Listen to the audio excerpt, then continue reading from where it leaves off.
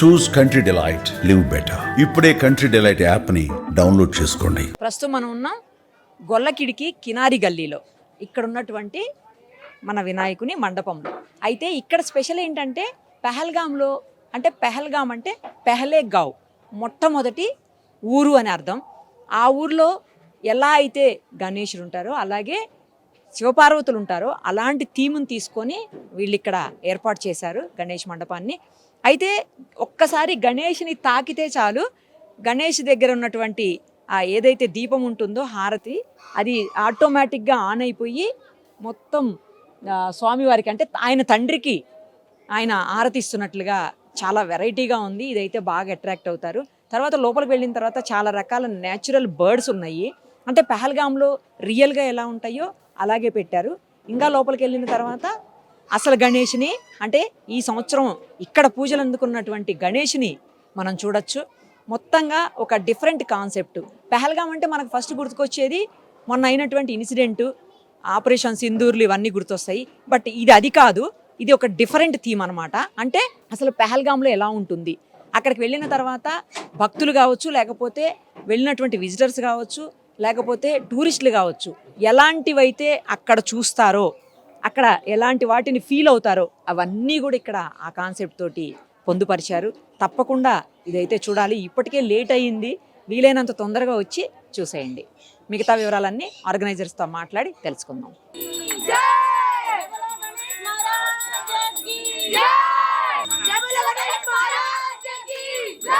మీరు మండపాల్లో 60 చోట్లకి ప్రసాదాలు పంపిస్తూ ఉంటారని విన్నారండి. నిజమైన 60 ప్రసాదాలు చేయటం అంటే మామూలు విషయం కాదు కదా, 60 రకాలు. ముందుగా భక్తులందరికీ నమస్కారము. యాక్చువల్గా మా ప్రాసెస్ 60 మండపాలకు ఈ సంవత్సరం స్టార్ట్ చేసినాము. మేము 56 ప్రసాదాలు 30 సంవత్సరాల నుంచి చేస్తున్నామండి. ఓన్లీ డాక్టర్ కటకం సత్యనారాయణ గారి ఫ్యామిలీయే ఇది చేసేది ప్రసాదాలు. కానీ వితరణ అంటే డిస్ట్రిబ్యూట్ మాత్రము మేము చాలా చేస్తూ ఉంటాం. దాని విశేషత ఏంటంటే మేము ఫస్ట్ 600 రూపాయలతోటి స్టార్ట్ చేసామండి, నేను చిన్నగా ఉన్నప్పటి నుంచి. తర్వాత అది దినదిన ప్రవర్తమానంగా పెరగడం స్టార్ట్ అయింది.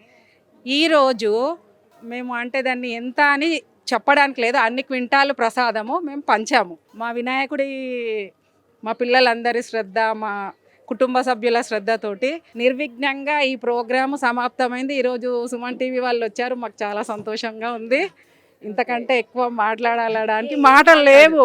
ఏమేమి రకాలు చేస్తారు? 60 రకాలు. 60 రకాలు అంటే చూడండి, ఫస్ట్ లడ్డూలు ఉంటాయి. లడ్డూలు ఒక 11 రకాలు. అందులో ఒకటి మోదక్ లడ్డు, మోతీచూర్ లడ్డు, చూర్మా లడ్డు, ఒకటి సత్తు లడ్డు, మరి ఇంకొకటి గోందు లడ్డు అని, అది డ్రై ఫ్రూట్స్ అన్నీ చేస్తాం. అలా 11 లడ్డూలు, చెక్కీలు, బేసన్ చెక్కి, కొబ్బరి చెక్కి, ఇంకా ఏంటి షవ్ చెక్కి, అలా పేనీ చెక్కి, అలాంటి చెక్కీలు అనేది ఒక 10 రకాలు.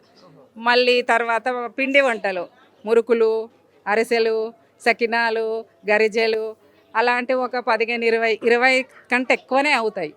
తర్వాత మళ్ళీ మేము 3 డేస్ ముందు నుంచి స్టార్ట్ చేసాం. ఫస్ట్ మేము అదే రోజు చేసేవాళ్ళము, రాను ఎక్కువగా ప్రసాదం చేయాల్సి వచ్చింది కాబట్టి 3 రోజుల ముందు నుంచి మేము చేస్తున్నాం అనమాట. ఏ రోజైతే స్వామికి ప్రసాదాలు పెట్టే రోజు పులిహోర, పెరుగన్నము, దద్దోజనము, శనగలు, మళ్ళీ ఇంకా గులాబ్ జామున్లు, అట్లా చాలా 50 ఆనని మాది, క్యారెట్ హల్వా, కద్దు హల్వా, ఇంకా ఆ రోజు పప్పుల వడలు, తిరుపతి వడలు, శ్రీఖండ్, రస్మలాయి,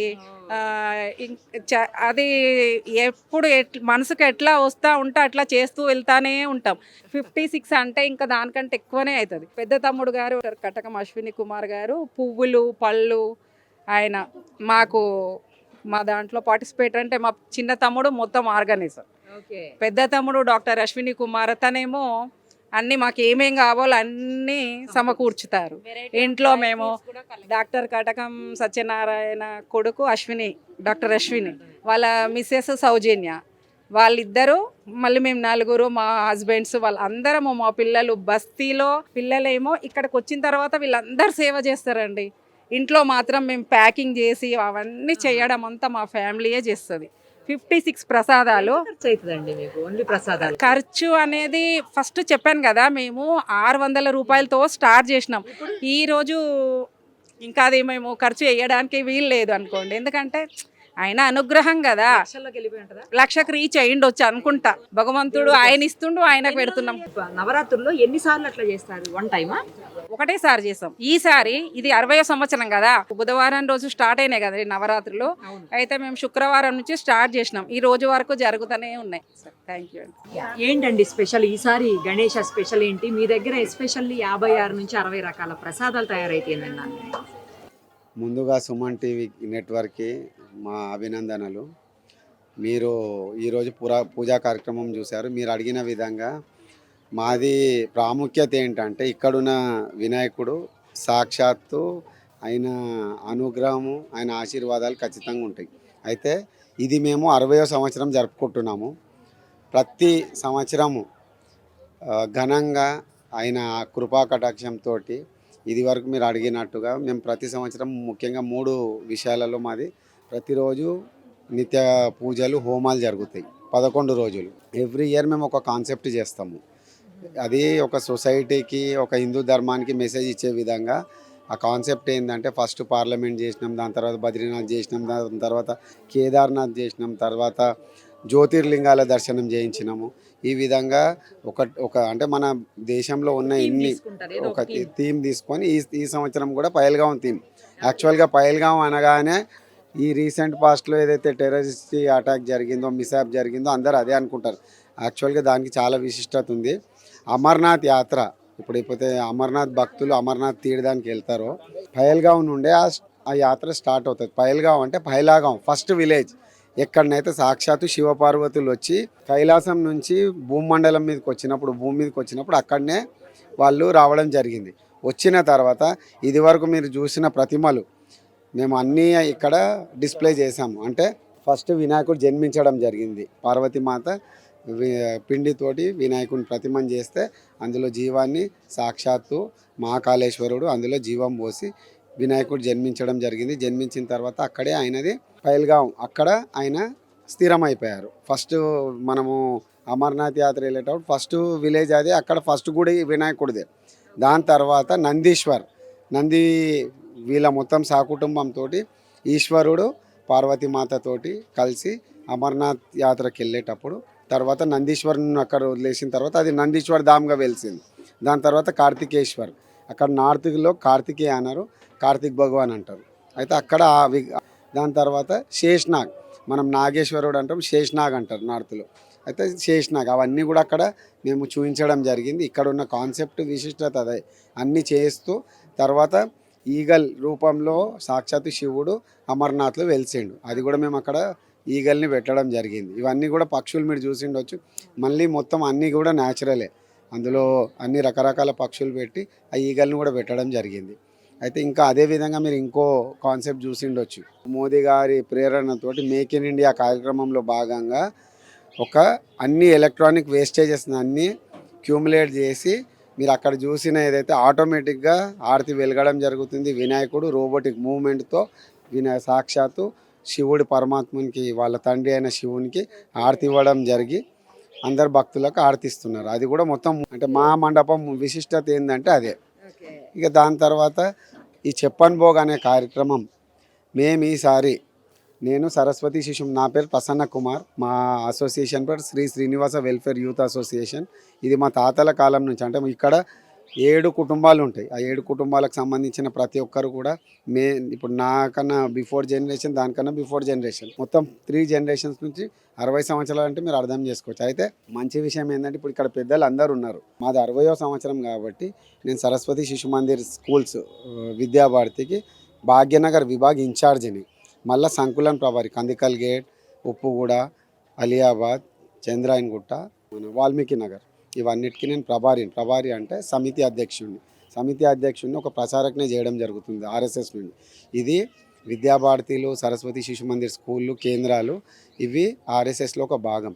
భారతదేశంలో 26,000 స్కూల్స్, దాదాపు 37 లక్షల మంది విద్యావంతులను చేయడం జరుగుతుంది. అందులో భాగంగానే మేము ఈ సంవత్సరం మా మండపం ద్వారా సొసైటీకి ఒక మెసేజ్ ఏమి ఇవ్వాలనుకున్నామంటే, మేము ఒక 60 మండపాలకు చెప్పన్ భోగ్ 3,000 కేజీలు అంటే దాదాపు 3 టన్నుల ప్రసాదం చేసి అన్ని నిన్న కూడా ఆర్టీసీ క్రాస్ రోడ్లో మన వినాయకుడి దేవాలయంలో మహాపూజ చేయడం జరిగింది. అక్కడ నాకు అదొక గొప్ప అనుభూతి. బాలాపూర్లో చేసినాము, మళ్ళీ చెప్పల్ బజార్లో చేసినాము, క్రాస్ రోడ్లో చేసాము. నిన్న అంటే లాస్ట్ మండపము అక్కడ ఒక ఆర్టీసీ క్రాస్ రోడ్లో వినాయకుడు గుడిలో చేసి ఈ కార్యక్రమం ద్వారా మన సొసైటీకి ఏం మెసేజ్ ఇవ్వాలనుకున్నానంటే, ఇప్పుడు మన మండపాలకు ఎన్నో లక్షల కోట్లు ఖర్చు పెడుతున్నారు. దీంట్లో భాగంగా భక్తులు కావచ్చు, మన ప్రభుత్వం కావచ్చు, అదేవిధంగా మీడియా మిత్రులు కావచ్చు ఎంతో సహకరిస్తున్నారు, ఎంతో కృషి చేస్తున్నారు. అందులో భాగంగా నేను మీ సుమన్ టీవీ ద్వారా ఒక విన్నవించుకోవడం ఏంటంటే, ప్రతి మండపం నుంచి కూడా ప్రతి పాఠశాలకు ఎంతో కొంత డొనేషన్ ఇవ్వడం జరిగితే మన భాగ్యనగరంలో హైదరాబాద్లో 1,20,000 మండపాలు ఉన్నాయి. అందులో ఒక 10% కూడా ఈ కార్యక్రమాన్ని ముందుకు తీసుకెళ్తే 12,000 మండపాలు ఇంటూ యావరేజ్, అంటే నేను ఒక మినిమం ఫిగర్ అంటున్నా 10,000 కనుక డొనేట్ ఒక మండపం నుంచి ఒక ఇండివిజువల్ నుంచి 10,000 అంటే it maybe may not be అన్నట్టు ఉంటుంది. అది ఇష్టం ఉన్న వాళ్ళు ఇస్తారు, ఇష్టం లేని వాళ్ళు చేయరు. ఒక మండపాలకు నేను 10% అంటే 12,000 మండపాలు ఇంటూ 10,000 అంటే 1,200 crores అవుతుంది. ఇక మీరు చెప్పాలి 1,200 crores ఒక ఈ మిషన్ ద్వారా క్యుములేట్ అవుతే ఎంతమంది విద్యావంతులు, ఇక్కడ అందరు చిన్నపిల్లలు ఉన్నారు, అందరూ ఉత్తేజవంతులు. ఈ విధంగా ప్రతి మండపంలో మనం ఎక్కడెక్కడ ఎడ్యుకేటెడ్ సొసైటీ అని అనుకుంటున్నామో దాన్ని మనం ముందుకు తీసుకెళ్లాలంటే అందులో భాగంగా ఈ కార్యక్రమాన్ని నేను ఖచ్చితంగా నిర్దిష్టంగా నిర్వర్తిస్తున్నా. రాబోయే కాలంలో వినాయకుడు అనుగ్రహంతో, పెద్దల అనుగ్రహంతో ఇది ఖచ్చితంగా జరుగుతుందన్న దృఢమైన నమ్మకం సంకల్పంతో నేను ముందుకెళ్తున్నానండి.